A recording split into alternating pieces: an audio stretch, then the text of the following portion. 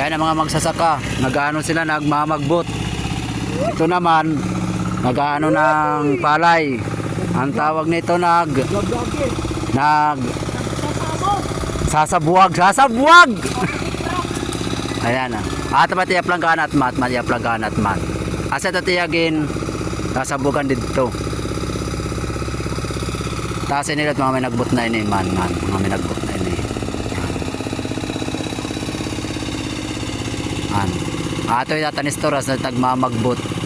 Haluwag pa tayo magbutong kayo it ibaw. Nawarip it na mga kuwampa may mga banwa pa asa magbutong pat niya. Itaad may mga manok niya nga baga. Sinisiring na iya mga hayop iton man. Kay mga magsasaka matira. Oo. Nag-iikot-ikot laya.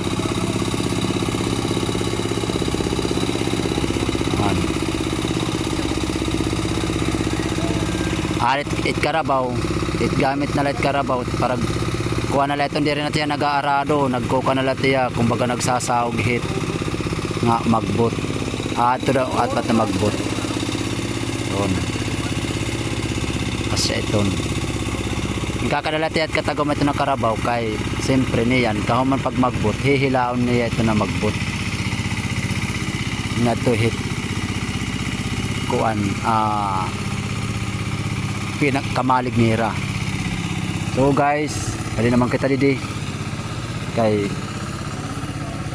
ali nagsasabod it manoho kay tayo daw asa tiyat nagpagod pagsabod.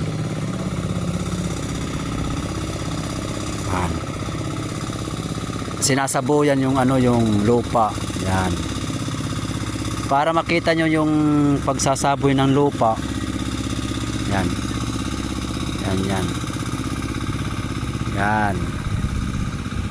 ayan pagsaboy yan para yung palay dyan na siya tumubo.